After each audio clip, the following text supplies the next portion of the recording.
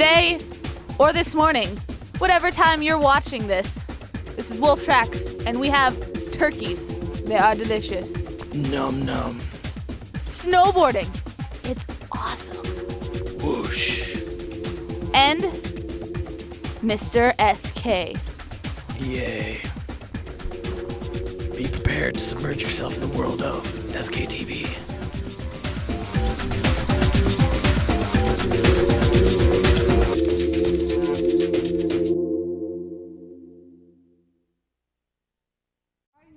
Today, okay? The test is today. Yeah. I don't care I'm if you forgot Josh the Schultz, chicken nuggets. here to present to you Wolf Tracks. Here I have with me Molly Sands. Molly Sands, who is talking on her, Cell phone. using her Hand. while eating a... Pineapple. Just kidding, we could do this all day. But we are here to bring you student-produced stories in a show we call Wolf Tracks. Our first story today is about a day called the Day of Silence. Let's take a look. Even in the year 2009, intolerance and harassment are still practiced.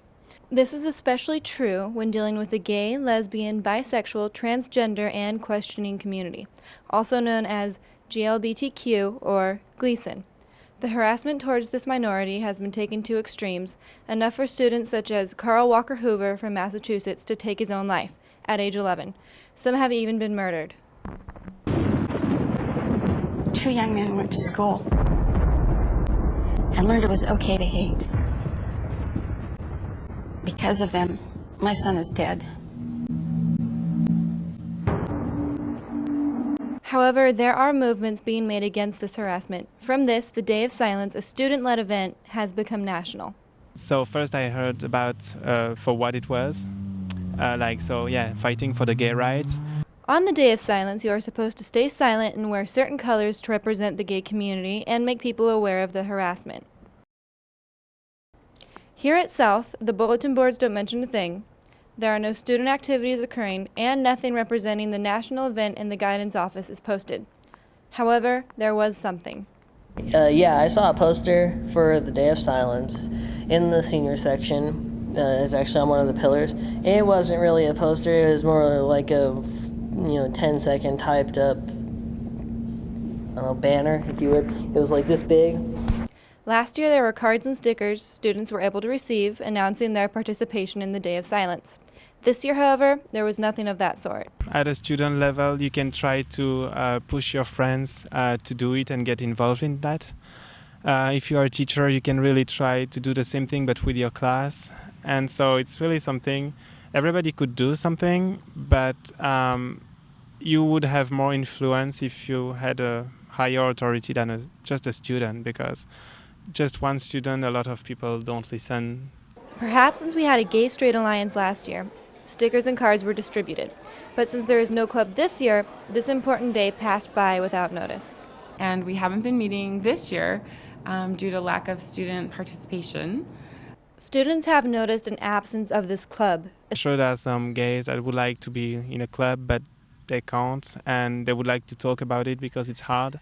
When even your friends don't know it, when you just keep it for you, it's really hard, a hard time for you. So just a club to be able to talk about it and make some action like the Day of Silence, yeah, I think it would be a good idea. Having a gay-straight alliance which teaches tolerance and makes aware the harassment that happens to the Gleason community would be a great addition to our school, and hopefully we will get it back next year. However, for this year, there was no participation or preparation in the Day of Silence, or none that went noticed. However, we all need to be safe and learn tolerance. Gay, lesbian, transgender, straight. Be a voice against violence. Be a voice against violence. Be a voice against violence. Stop it. None of us will be safe. Lesbian, transgender. None of us. Stop It's not okay. Do something about it. Join me in the fight against hate and violence.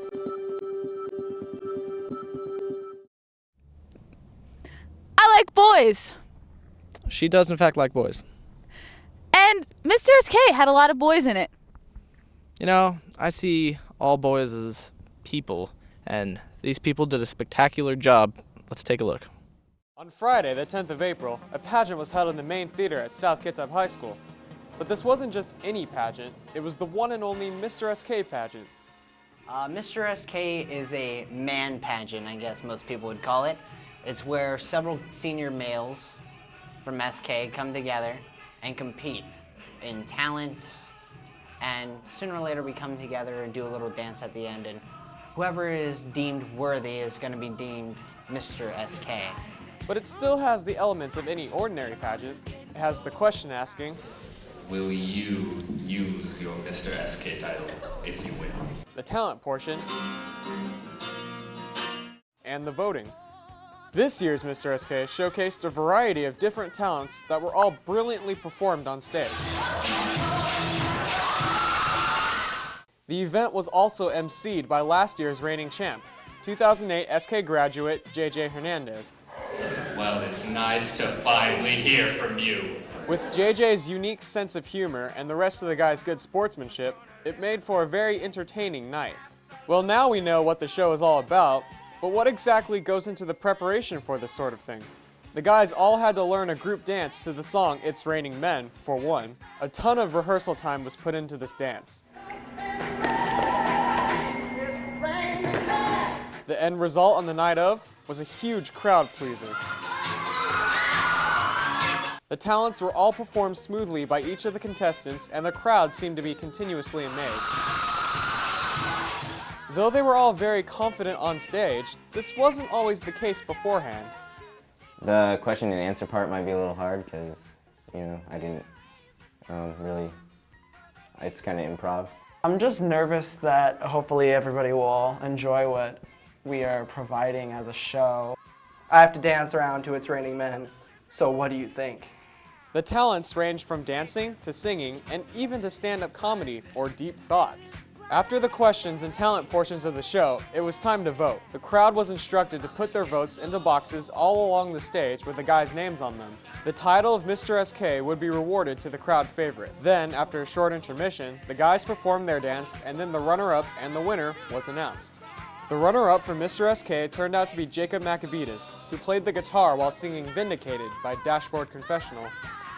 And the winner of the title Mr. SK went to Ben Wyant for his dance to Single Ladies by Beyonce. It's pretty incredible. Like, I wasn't expecting it at all. It was a complete shock to me, which was awesome, but I thought that the crowd enjoyed my performance, so I felt like it was pretty good. Judging by the insane screams from the audience during his performance, it was very clear that he definitely earned this esteemed title. All in all, the night was fun.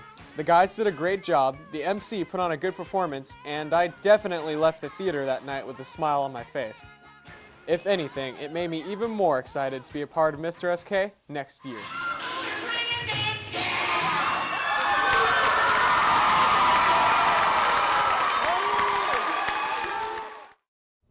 Welcome back. I hope you thoroughly enjoyed that last story. This next story that I'm going to show you, some of you might enjoy, some of you don't. I hope you do. What's our next story, Molly? It's about turkeys, Josh. Our next story is about turkeys. Take a look. Turkeys and chickens. Many may see them as just edible poultry, but for those who maintain them, they truly know the joy of raising such amazing birds. I got the opportunity to learn what it takes to raise turkeys and chickens. John Schultz raises turkeys and chickens in his free time. These turkeys and chickens live in a bird pen with automatic food dispensers and water dispensers. Food, water, and straw are changed once per week so that they grow properly. Heat lamps are required until the ages of 2 to 3 months. Once the birds become larger, they require more room to roam. Well, here we are at the new chicken pen. We've got like 60, 70 chickens raised from babies. And we've got bird netting on top to keep the hawks out and the chickens in. We also got turkeys. Crushed rock along the bottom so they won't dig under the fence because they can't dig through big pieces of crushed rock like it was dirt. Soon many of the chickens will start laying eggs. Chickens can lay 1 egg a day each. Once the turkeys become big enough, they will be used for eating, although most will be kept as pets. We've got Rhode Island Reds, which we'll use for laying eggs, and they'll lay the brown eggs. We've got White leghorns will lay the jumbo white eggs. Let's see, we've got white turkeys. Those are just for meat. We've got bronze turkeys, which are beautiful. They look like a wild turkey. And we'll probably just keep them for pets. Even though it may sometimes be tough raising these birds, it is definitely worth it. It has its benefits, like sitting next to the mashed potatoes at Thanksgiving, but for the most part, it's fun to go out and see these kind of birds in the, well, semi-wild. But just having them raised as pets, that's fun too. Once you get the chance to raise such amazing animals, you would truly know how much fun it can be. If you ever get the chance to learn more about them, embrace that opportunity. May I inquire as to what you are doing? I'm snowboarding. Why, Molly? Why do you ask? Well, you can't possibly be snowboarding because, 1, there's no snow, and 2, this is not a board but a log. Do you know where I could learn more about snowboarding? Where, Josh? Snowboarding video.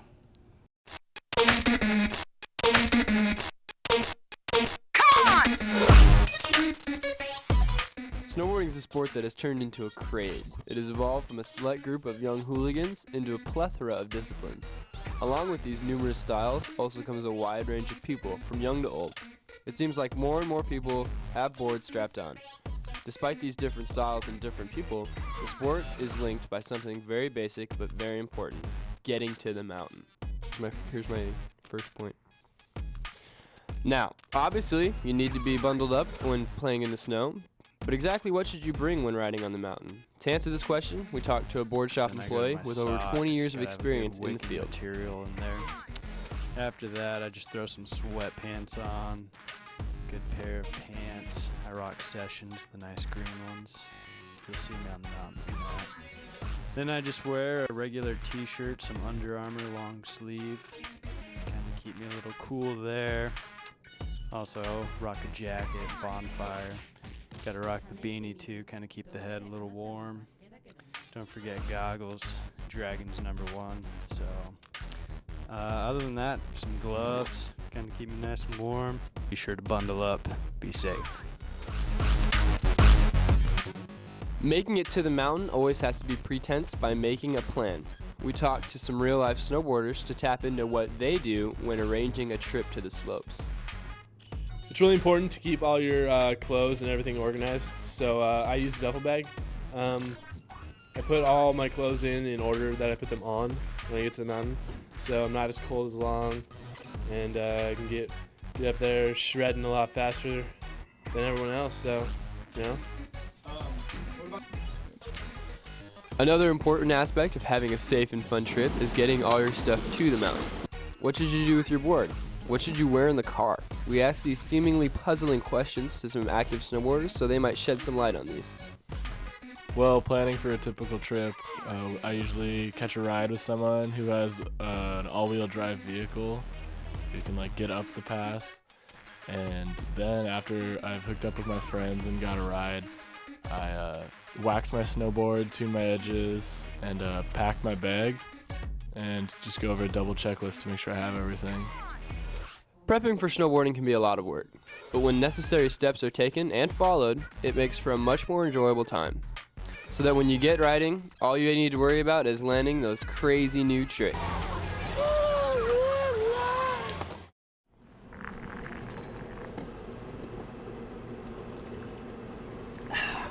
That looked delicious. That was delicious. You know what else is delicious, Molly? I don't know. Do enlighten me. Game programming. It's very delicious. Take a look. Now you may be asking yourself what all this is. Well, this is the Advanced Game Programming class, a continuation of the game programming class.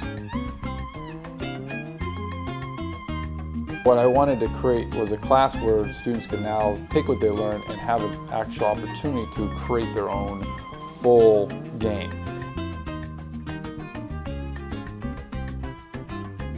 Wondering about this, questions will arise. One of them being, how is this class different from the Intro to Game Programming? First, you are making a game with what experience you have learned from Intro to Gaming. Secondly, you learn more experienced things, more complex, other nuances to the game maker. And we have to actually plan it, and you get to work with a group if you really want to. And most of us try to stay with individual work because we like to work on our own games. But we help each other explain how to work the programs, and we just play it by ear. It's a lot of fun. You should join it. And also, if you do manage to finish a game and get it completed to your satisfaction, you can make it so that it basically makes a standalone executable, which basically means that you can have a complete game all in itself, and you don't need the program anymore to run it. You can just get any computer basically and run it just using a flash drive or something, and yeah. People love gaming, and I wanted to provide more outlets for that experience. now that you've seen the class, why don't you go check it out or enroll for the class later next year?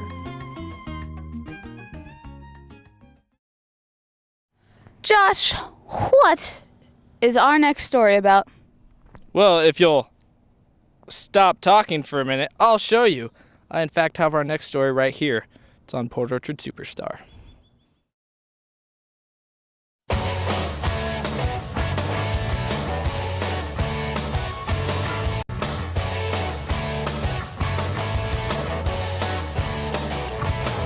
This past March, South Kitsap was host to the 2009 Port Orchard Superstar. The Port Orchard Superstar is a music competition put on by our very own Mike Allen and the SK Highlighters. The Highlighters travel to all the elementary schools in our area looking for the most talented singers in grades K through 6. The chosen students then go to the final, held here at the SK stage. And then in the end she said, "You are what I'm fighting for." It was the first of the letters from war. This isn't real, this isn't me. I'm exactly where I'm supposed to be now. Gonna let the light shine on me. Although I can't imagine how, I hope you're happy right now. A huge audience comes out to support these up-and-coming stars, and nerves are running high for the contestants before the big event. It's an incredibly hard thing, and you know this if you're sitting out there, that it's a hard thing to get up in front of this many people with all the lights and the big stage, and it's a scary thing, and these kids are super brave to even get up here, but to get up here and do the kind of work they're doing, they all deserve our appreciation and our applause. Let's go. Well, I'm kind of scared. At the same time, I'm really surprised because last year I did it and I didn't make it, so I'm pretty happy. The night begins with a performance by the SK Highlighters before the contestants finally take to the big stage. This year featured a wide variety of performances with songs from popular pop, country, and rock sources. Let's get down to business to defeat the Huns. Did they send me daughters when I asked for sons? He says, our song is a slam the screen door, sneaking out, tapping on your window when we're on the phone and you talk real slow, 'cause it's late and his mama don't know our song. In the end, a panel of judges voted, and 6th grader Krista Knickerbocker from Burley Glenwood Elementary was crowned the winner. And our 2009 Port Orchard Superstar winner is Krista Knickerbocker.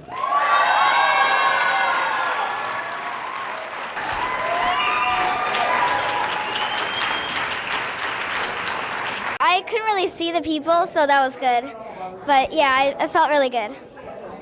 Everyone involved gave terrific performances, and these kids should all be really proud of themselves. If you missed the event this time around, make sure to come out next year and see these stars in the making. It would be so nice. Everybody spread the word. We're gonna have a celebration. are at Central Park. We are, in fact, not at Central Park, but we do have a big grassy field behind us. Well, not with that attitude, we're not at Central Park. But with this attitude, we are at Central Park, and so are you. This is the Summit at Snoqualmie, located an hour and a half east of Seattle and home to the world-famous Central Park. Central Park was ranked in the top 20 terrain parks in the world, according to Trans World magazine. And it's easy to see why, with over 44 features this year, including boxes, rails, pipes, and jumps from big to small. There seems to be something for every skier and snowboarder here.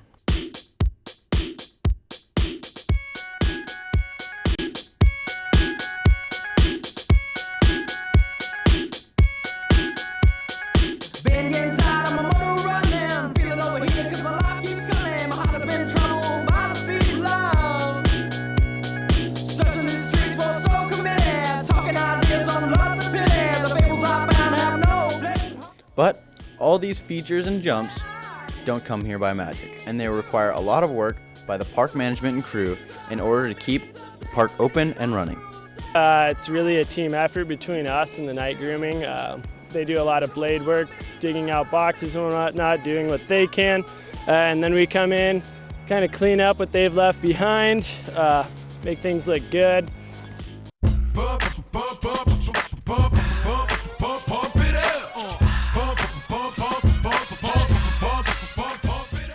Get flags up on all the jumps and make sure the takeoffs are nice and smooth for everybody to hit, and it's all good. Besides everyone at Snoqualmie having a good time, the management's main concern is safety.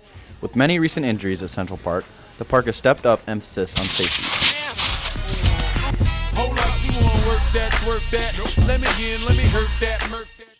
Now, anyone and everyone who goes to the park is required to obtain a park pass. To do this, you must attend a short class that goes over safety and etiquette in the park. So, whether you're a first-time skier or snowboarder, looking to finally ride the park, or a sponsored veteran, the Summit at Snoqualmie Central Park is sure to have something just for you.